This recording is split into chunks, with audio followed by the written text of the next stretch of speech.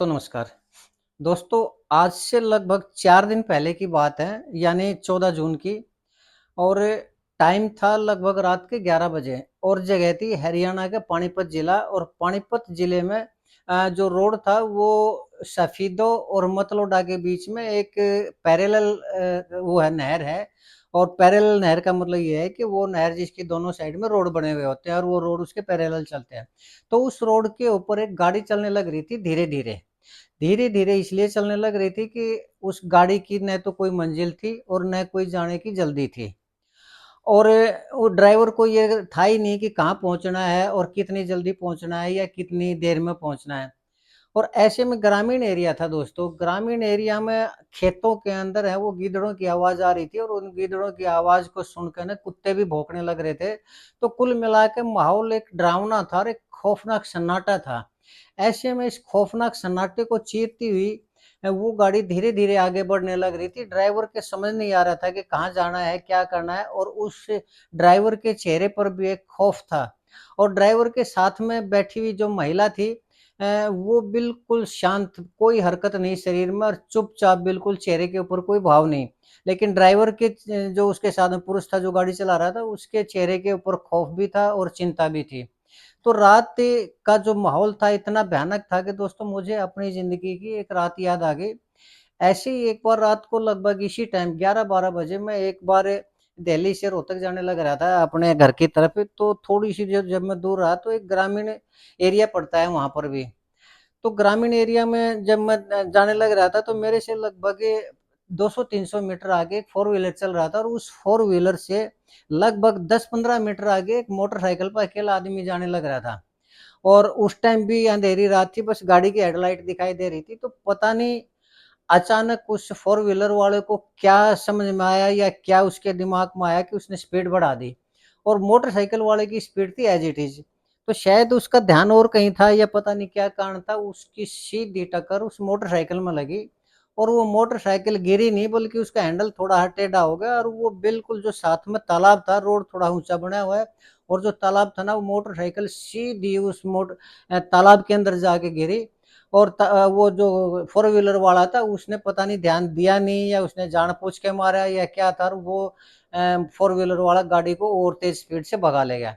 तो जब मैंने ये देखा तो मैं एकदम से हैरान रह गया और जाके ना मैंने तुरंत उस तालाब के पास जहाँ से वो टक्कर लगी थी वहाँ जाके अपनी गाड़ी को रोका। लेकिन जैसे ही मैं गाड़ी से बाहर निकला ना एकदम इतना भयानक सन्नाटा मुझे नज़र आया और ऐसा नज़र आया कि यहाँ तो कुछ न कुछ गड़बड़ है। और वो गड़बड़ की जो सबसे पहले मुझे जो हैरानी यानी मेरी आँखें फटी की फटी रह गई वो ये थी दोस्तों कि खुद मैंने अपनी आँखों से उस मोटरसाइकिल समेत उस सवार को मैंने उस तालाब के अंदर गिरते हुए देखा। लेकिन जो डर और हैरानी की बात ये थी कि अगर आप किसी तालाब के अंदर एक छोटा-सा कंकड़ या पत्थर भी फेंकोगे ना, तो उसमें आवाज़ आती है और जितना बड़ा उसका साइज़ होता है, उतना ही पानी ऊपर उछलता है और उतना ही उसमें गड्ढा बनता है तालाब के अंदर, जोड़ के अंदर, पानी के अंदर। क्यों? क्योंकि वो अपने जितना उसका साइज़ है, उसके नीचे से पानी को हटाता है, तो पानी ऊपर जाता है और जो पत्थर है, वो नीचे जाता है। और चारों तरफ उस पानी के अंदर तरंगे फैलती है।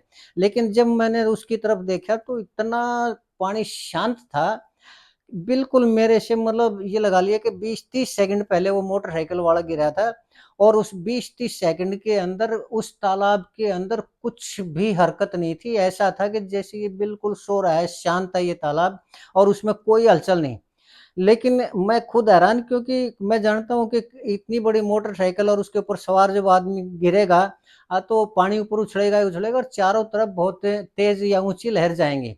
लेकिन बिल्कुल एक भी लहर नहीं जा रही थी, लेकिन तभी मैंने महसूस किया। और वो तब तक रात का टाइम था, जो गाड़ियाँ थी वो भी इक्का-दुक्का थी, तो तब तक कोई गाड़ी आई भी नहीं थी। लेकिन उसी टाइम मैंने महसूस किया कि मेरे चारों तरफ एक हल्का-सा हवा का झोंका आया, लेकिन उस झोंके में ना ठंड थी और थोड़ी-सी गर्मी ज़रूर थी। लेकिन वो पता नहीं उस झोंके में एक ऐसा खौफ था कि मेरे सारे शरीर के अंदर एक झुरझुरी सी फैल गई और एक अनजाना-सा एक भय मेरे शरीर में ऐसा हो गया कि मैं जड़ हो गया और मैं हिल भी नहीं पाया।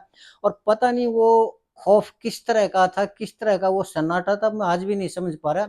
लेकिन अचानक मेरे पैर चल पड़े अचानक न चाहते हुए भी मैं अपनी गाड़ी में बैठा और गाड़ी में बैठ के न और मैं अपने घर आ गया। लेकिन उस खौफ़नाक सन्नाटे को, उस हवा की डर को मैं आज तक महसूस कर रहा हूँ, तो वो बिल्कुल ऐसा ही डर था, वो उस माहौल में था जो वो गाड़ी चल रही थी। लेकिन वो जब आदमी के चेहरे पे खौफ था और वो गाड़ी धीरे-धीरे चलाने लग रहा था, तो अचानक उस आदमी के चेहरे पे पता नहीं क्या हुआ कि उसके मक्कारी फैल गई और उसने लगता है कोई डिसीज़न लिया और उसने अचानक गाड़ी की स्पीड बढ़ा दी और स्पीड बढ़ाने के बाद उसने अपनी साइड की खिड़की खोलकर एकदम वो स्पीड से वो जो गाड़ी थी, नहर में गिरा दी। अ, उस महिला समेत। लेकिन जब वो नहर में गिरा तो उसने खिड़की पहले ही खोल ली थी, तो वो उसमें से तैर के ना बाहर निकला और चुपचाप जाके ना वो अपने घर पर सो गया। और वो जो महिला थी उसने कोई भी हरकत नहीं, किसी भी तरह की हरकत नहीं की। क्यों? क्योंकि मुर्दे कभी हरकत नहीं करते। जी हाँ दोस्तों, वो डेड बॉडी थी, वो एक लाश थी, तो वो पानी में गिर गई तो वो कैसे हरकत करेगी? लेकिन वो आदमी वहाँ से निकल के ना और चुपचाप आके अपने घर वो सो गया।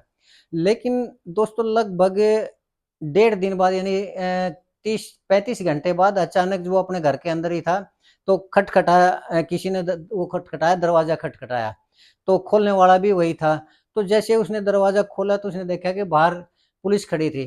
तो पुलिस वाले ने एकदम जो इंस्पेक्टर था उसने एकदम आवाज़ लगाई कि सुनील, उसने कहा हाँ जी, बस उसके हाँ जी कहते ही पुलिस वाले ने गिरेबान पकड़ा और उसको खींचते हुए अपनी गाड़ी में बैठा लिया और उसको मतलौडा थाने में लेके गए। तो उसने कहा, "हाँ भाई सुनील, अब तू चुपचाप सारी स्टोरी सुना दे।" हालाँकि डेढ़ दिन बीत चुका था, 30-35 घंटे बीत चुके थे, तो उस आदमी ने तब तक अपने माइंड में प्लानिंग भी कर ली थी कि पुलिस आएगी, तो कैसे बात करनी है और कैसे गुमराह करना है। तो उसने कहा, "सर आप किस बारे में बात कर रहे हैं? मैं तो नहीं जानता।" तो तभी उसने उसके गर्दन पकड़ी उसकी सुनील की और वो बाहर लेके गया। बाहर उसने दिखाई दिया कि वो ही I-20 कार जो उसकी अपनी थी, वो बाहर खड़ी थी। तो जैसे ही उसने कार को देखा, वो चुपचाप सारा माजरा समझ गया और सारा माजरा समझते ही तो उसने फिर कहा कि अब आराम से बताएगा या सेवा-पानी करें? लेकिन वो समझ चुका था कि उसका जो खेल है वो खत्म हो चुका है। तो दोस्तों उसने तोते की तरह बयान देना शुरू किया, रटना शुरू किया, ऐसे जैसे तोते ने रट रखा है। तो उसने बताया कि सर मेरा नाम सुनील है और मैं इसराना में रहता हूँ, जो उसने सुनील ने बताया था और मैं खेती-बाड़ी का काम करता हूँ, घर का मुखिया मैं ही हूँ। मेरे परिवार के अंदर मेरी एक माँ है, बीवी है और 2 बच्चे हैं। तो आज से लगभग 4 साल पहले यानी लगभग 2021 में उसने एक मॉल में एक दुकान के अंदर किसी लड़की को देखा और वो लड़की बहुत खूबसूरत थी। और तो उसने जब देखा ये एक हीरोइन जैसी लड़की है तो उसका सुनील का जो दिल था वो उसके ऊपर आ गया और वो फिसल गया और उसने किसी भी तरीके से उस लड़की से को हासिल करने की सोची और वो वहीं काम करने लगा और धीरे-धीरे उससे उसने दोस्ती बढ़ाई। तो जब लड़की ने भी दिखाई दिया कि मुर्गा फँसने लग रहा है, तो उसने भी उसको घास डालनी शुरू कर दी और दोनों की बातें आगे बढ़ने लगी। तो वो लड़की मॉडलिंग किया करती, तो उसने सुनील को बताया कि मैं मॉडलिंग करती हूँ, हालाँकि मैं शादीशुदा हूँ, मेरे 2 बच्चे हैं लेकिन मुझे किसी सहारे की ज़रूरत है, तो सहारा बनने के लिए तो वो सुनील तैयार था ही। अय्याश आदमी अक्सर सहारा बनने के लिए तैयार हो जाते हैं। तो उसने बताया कि मुझे एक्टिंग सीखनी है, मॉडलिंग करनी है, ये करना है, सिंगिंग सीखनी है, तो उस आदमी के पास पैसे तो थे नहीं, लेकिन घर का मुखिया था इसलिए कोई रोकने वाला भी नहीं था। तो उस सुनील ने अपनी 4 एकड़ ज़मीन थी उसके पास वो बेच दी और बेच के ना उस लड़की को एक्टिंग सिखानी शुरू कर दी, मॉडलिंग सिखानी शुरू कर दी और जो उसके खर्चे थे वो पूरी तरह से उठाना शुरू कर दिया। अब क्योंकि उसको घर ले जा नहीं सकता था लेकिन चस्का उस औरत का उसको ज़रूर लग चुका था, तो उसने करनाल के अंदर एक होटल खोल लिया और वहीं उसको मैनेजर बना दिया लड़की को। लेकिन दोस्तों अय्याश आदमियों के बिज़नेस कभी चलते नहीं, तो उसका भी नहीं चला। तो उसका भी बिज़नेस बंद हो गया तो उसने फिर जब होटल बंद हो गया तो उसने किराए के करनाल के अंदर किराए के ऊपर एक कमरा लिया और उसको रखने लगा लड़की को और जो उसके प्रोग्राम वगैरह आते वहाँ ले जाया करता, छोड़ाया करता, ले जाया करता या फिर टाइम होता तो वहीं बैठ जाया करता। लेकिन जब उस लड़की ने देखा कि अब इसके पैसे खत्म हो चुके हैं, तो उसने किसी दूसरे मुर्गे को फँसाने की कोशिश की और एक विशाल नाम का मुर्गा उसने उलझा भी लिया। और उससे बात करने लगी लेकिन जब ये सुनील को पता चला तो उसको बड़ा गुस्सा आया और वो उसको कहने लगा कि मैंने तेरे लिए ये किया है, वो किया है। लेकिन अब क्योंकि सुनील के पास कुछ रहा नहीं था इसलिए वो लड़की थी जिसका नाम शीतल था, वो उसके झगड़ा करने लगी, उसने कहने लगी कि मैंने अपना करियर बनाना है, अपनी शादी करनी है, ये करना है, वो करना है। तो वो उससे झगड़ा करने लगी, यानी एक तरह से उससे पीछा छुड़ाने लगी। तो ऐसे में सुनील को ये लगा कि वो तो न घर का रहा न घाट का रहा, उसकी जो ज़मीन थी वो तो उसने बेच दी, उसके ऊपर खर्च कर दिया, अब उसके पास पैसे नहीं है और ऊपर से इसने किसी दूसरे को फँसा लिया। तो वो गाड़ी में 14 जून को कहीं जाने लग रहे थे, तो उसी टाइम अचानक उस विशाल नाम के लड़के का फ़ोन आया। तो उसको गुस्सा उठा सुनील को, उसका फ़ोन देख के उसने कहा फ़ोन बंद करो, तो उसने कहा मैं तो नहीं करती। तो इसी बात पे उसको गुस्सा हो गया और वो उस लड़की को सबक सिखाना चाह रहा था, इसलिए उसने एक चाकू अपने पहले ही गाड़ी के अंदर रख लिया था। तो जब उसने फ़ोन बंद नहीं किया, तो उसने चाकू निकाला और उसके चेहरे पे, उसकी गर्दन पर, उसकी छाती पे लगभग 8 वार किए और उस लड़की की शीतल की जो मॉडल थी, यानी सिमी चौधरी भी जिसका नाम था, उसकी हत्या कर दी।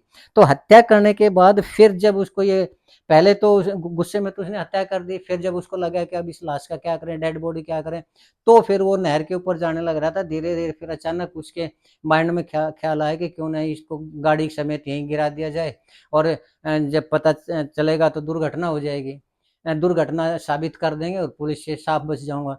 लेकिन एक स्टोरी और भी थी दोस्तों, एक दिक्कत और भी थी कि वो जो लड़की थी शीतल यानी सिमी चौधरी, वो अपनी बहन के पास रहा करती, क्योंकि उसके पति के साथ तो उसका अनबन हो चुकी थी, उसको तो छोड़ के आ चुकी थी और ये जो विशाल था ये तीसरा आदमी था, दूसरा सुनील था।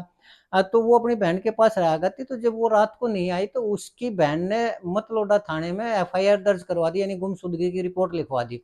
लेकिन तब तक वो जो शीतल लड़की थी वो उस गाड़ी में से बह के ना, क्योंकि पानी ज़्यादा था, नहर बड़ी थी, तो उसमें बह के ना वो आगे चली गई और आगे सोनीपत जिले का एक दूसरी साइड में करखोदा कस्बा है, उसमें एक एनसीआर वाटर चैनल है, उसमें फँस गई और फँस के वो 30 घंटे में वो थोड़ी ऊपर पानी के ऊपर आ गई, तो लोगों ने देखा कि डेड बॉडी पड़ी है। उन्होंने खरखोदा पुलिस को इन्फॉर्म किया, खरखोदा पुलिस ने लड़की को निकाल के ना जितने भी थाने थे उनमें विटी कर दी। तो मतलौडा से उसका रिस्पॉन्स आया और उन्होंने उस लड़की को देखा, तो उसकी बहन को बुलाया, उसकी बहन ने पहचान लिया कि उसकी बहन है, तो उसने बताया कि मेरी बहन सुनील नाम के लड़के के साथ रहा करती है, अब वो आजकल उसका झगड़ा चल रहा था और उसने रात को भी मेरे को बताया था कि सुनील मुझे पीटने लग रहा है। तो सुनील का नाम और एड्रेस उसकी बहन ने बता दिया। तो सीधी जाके ना पुलिस उसको सुनील को उठा लाई और थाने में जब उसकी गाड़ी दिखाई, तो वो सारा माजरा समझ गया कि अब उसकी दाल नहीं गलने वाली और उसने ये सारी स्टोरी ये बता दी कि उसने किस तरह से शीतल यानी सिमी चौधरी का मॉडल का मर्डर किया और किस तरह उसने अपना घर बर्बाद किया उस लड़की के ऊपर। लेकिन दोस्तों यहाँ एक सवाल उत्पन्न होता है, ठीक है उसने मर्डर कर दिया, वो शीतल लड़की तो चली गई और अब रही बात सुनील की, तो उसका भी मुझे लगता है कि अब सारी ज़िंदगी है वो जेल में ही कटेगी। अब उम्र कैद होनी है तो बाहर तो उसने आना नहीं है, थोड़ी बहुत और अगर कोई ज़मीन जायदाद बची होगी तो उसको भी बेच के ना, कभी वकीलों के खर्चे, कभी किसी के खर्चे, तो वो कहने का मतलब ये है कि जो भी उसके पास था वो सारा का सारा खत्म हो गया। तो अब सवाल मैं ये पूछना चाह रहा हूँ कि 2 बच्चे तो थे शीतल के और 2 बच्चे थे सुनील के और एक उसकी विधवा माँ थी, क्योंकि उसके पिताजी का देहांत हो चुका था और एक उसकी पत्नी थी। तो अब ये शीतल और सुनील के अलावा ये जो 6 आदमी थे, अब इनका क्या होगा?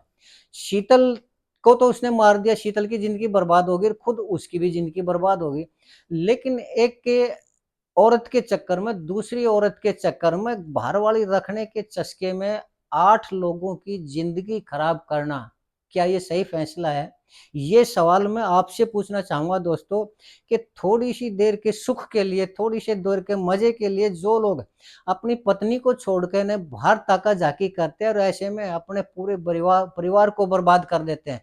क्योंकि अब सुनील के बच्चों का क्या होगा, शीतल के बच्चों का क्या होगा, वो कैसे अपनी ज़िंदगी जिएँगे, कैसे अपनी ज़िंदगी में आगे बढ़ेंगे, कैसे अपनी शिक्षा-दीक्षा वो करेंगे, पूरी करेंगे, तो जीवन तो उनका भी बर्बाद हो गया। तो ये सवाल आपसे है दोस्तों कि क्या ये उचित था कि थोड़ी देर के मज़े के लिए किसी और औरत के साथ संबंध बनाना और इतना बड़ा कदम उठाना और किसी और औरत के लिए अपनी ज़मीन जायदाद बेचना? मुझे तो नहीं लगता ये बिल्कुल भी सही होगा। मुझे तो लगता है कि इससे सरासर गलत फैसला कोई हो ही नहीं सकता और आज के जो लड़के या फिर जो आदमी जो अपनी बीवी को छोड़ के ना पर औरत के साथ संबंध बनाते हैं और उसमें अपने घर को बर्बाद कर लेते हैं, ये मेरे हिसाब से तो उचित नहीं है। आपको क्या लगता है दोस्तों? मैं आपसे पूछना चाहूँगा कि आप मुझे ज़रूर बताएँ और कमेंट करके बताएँ और अगर आपको लगता है कि मैं ठीक कह रहा हूँ तो भी कमेंट करें, अगर आपको लगता है कि मेरा ये पूछना आपसे गलत है तो भी आप मुझे बताएँ। हाँ, मैं ये क्राइम स्टोरी की जो नई एक सीरीज़ शुरू करना चाह रहा हूँ। अगर आपको लगा कि मेरा ये प्रस्तुतिकरण और ये इस तरह का ये ठीक है, तो आप मुझे ज़रूर बताएँ ताकि मैं आगे से रोज़ाना एक वीडियो डाल सकूँ। और अगर आप नहीं देख पाएँगे, नहीं व्यूज़ होंगे, तो शायद मैं कोशिश ना भी करूँ दोस्तों। तो आज के लिए इतना ही। आपने मेरा ये वीडियो देखा, इसके लिए बहुत-बहुत धन्यवाद। और आपसे प्रार्थना करना चाहूँगा कि आप मेरे इस चैनल को ज़रूर सब्सक्राइब करें। इसके साथ एक बार फिर से आपका धन्यवाद। नमस्कार, जय हिंद, जय भारत।